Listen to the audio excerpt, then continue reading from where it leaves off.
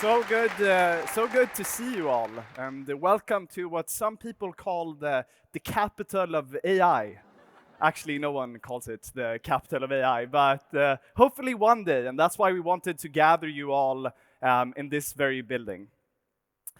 So I wanted to talk a bit about, the journey with Sana AI. You saw it last year with the first demo we did of the product, and we've been hard at work since. So I wanted to share a bit about what we've been working on.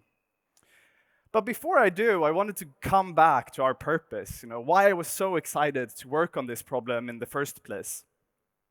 So remember when I was thinking about, what problem I was going to work on, I came across this story. It was about this guy called Richard Hamming, a stellar mathematician. But he was most well known because a lot of the folks that he had lunch with ended up winning Nobel Prizes. So everyone is asking themselves, why is the folks that are having lunch with Hamming going on to, do some of the most important problem, or solve some of the most important problems?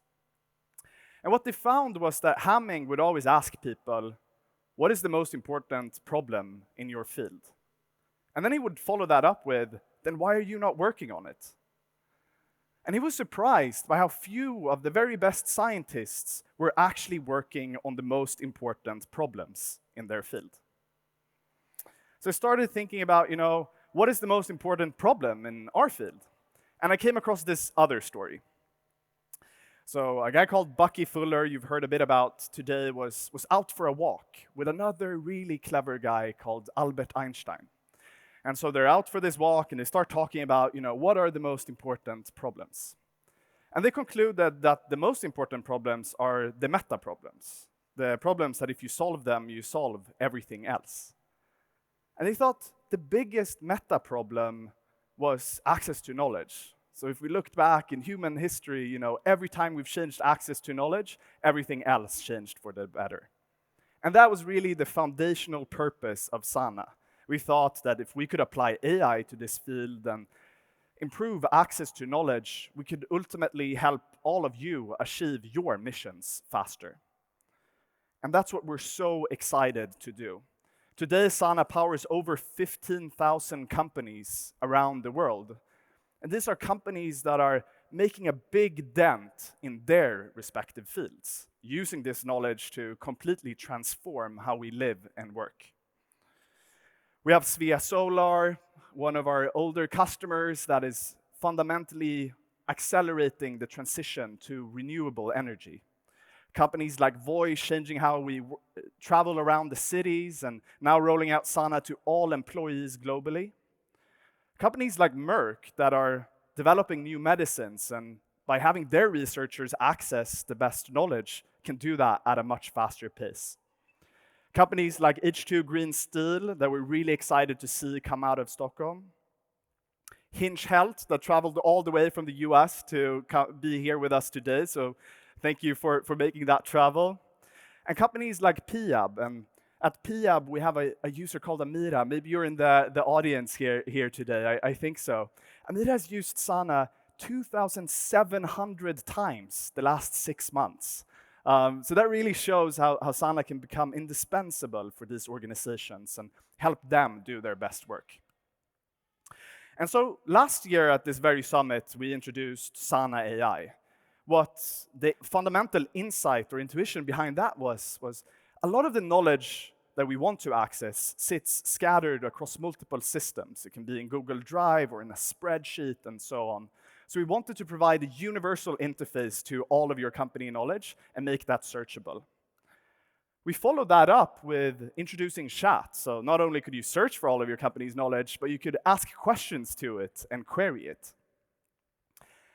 And then we found that there was one source of knowledge that was really important, which was meetings. So we introduced a meeting assistant that could join you, take notes, make that searchable, and add that to the knowledge base.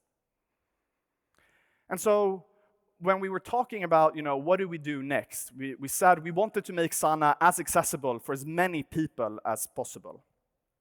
So we decided to make it free. And I promise you, I tried to make it cheaper than free, but it was effectively impossible. Free was the cheapest we could get, and we're so excited for everyone who got on that tier. So effectively what we have today with these knowledge assistants is a knowledge assistant that has an IQ of 155, responds in under 100 milliseconds, has all of the world's knowledge, can quickly be trained on your company knowledge, speaks every single language and is infinitely scalable, and all this knowledge assistant is expecting is a $30 salary. So sounds like a pretty good deal. But yet, our customers are still not happy with that. So we've been hard at work trying to solve some of the foundational problems of these knowledge assistants today. The first thing is a lot of these knowledge assistants can sit on outdated or very specific knowledge. So in order to truly solve that, you need to index everything within the companies. The second problem we're seeing is that these assistants can't use software like humans. You ask it to use something that requires it to use a tool, it will stumble and just output text on your behalf. They can't solve multi-step problems, so whenever you ask it to do something that requires multi-step reasoning, laying out a plan, executing on that plan, they'll also stumble. And finally, a lot of these knowledge assistants are based on vector search. And what we've found is that actually that's not sufficient. Because if you do a search and you want a comprehensive answer, you can't just look for things that are semantically similar. You need to augment that with a knowledge graph. So what we think we need to do is move from this paradigm of assistants, where it's basically one flow. You're telling the assistant, can you solve this task in one go? Don't use any tools. You can't even use a backspace. You just have to solve the problem instantly. Towards assistants, where you basically tell it, hey, lay out a plan, set up each of the sequential actions you need to do, retrieve any relevant knowledge you need to do, analyze the response, and then, if it looks good, you can show it to the user, but otherwise run another run, and it can keep correcting its mistakes.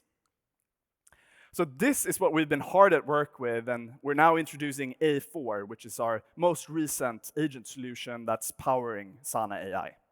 So I thought I'd show you a bit about the different problems that we've solved with this. So the first one is you get an up-to-date knowledge graph. This means that we've indexed all of your company knowledge, automatically derived a knowledge graph we can augment the search with. We're also giving you the tools to correct this knowledge graph. So you can remove any outdated knowledge that you don't want the assistant to be using, but also add knowledge where it might be missing. The second thing we're doing is model routing.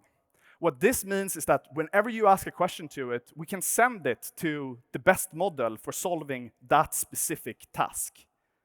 And it turns out that's not always the very same model. So you can have GPT-4 that responds best on 12% of queries, but you'll actually see Claude perform better on 4% of queries.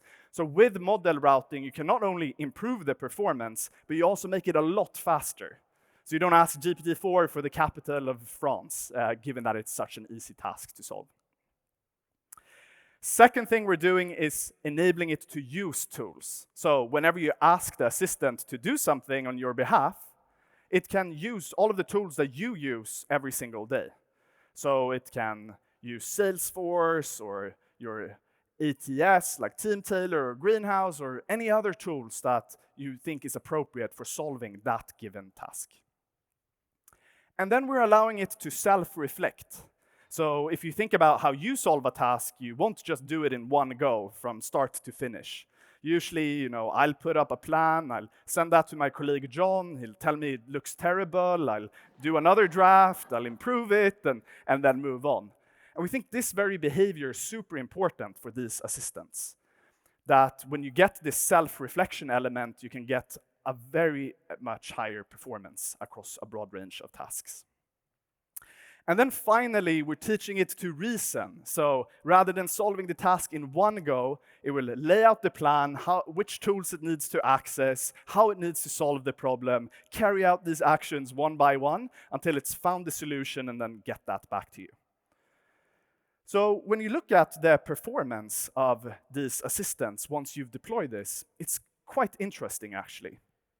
So using reflection, using multi-step reasoning, and so on, you can get GPT 3.5 to reason way better than GPT-4.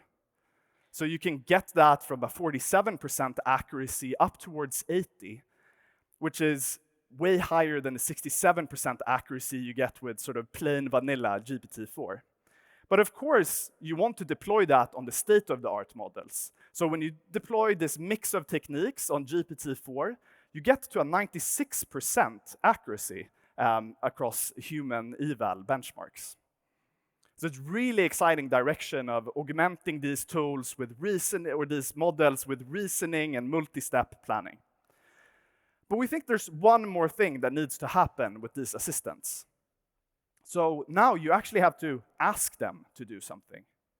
So if you look at the sort of 5 levels of autonomy of AI assistants, the first level is no, and then you have autocomplete, and then you have to prompt them. But what if you didn't even have to prompt them?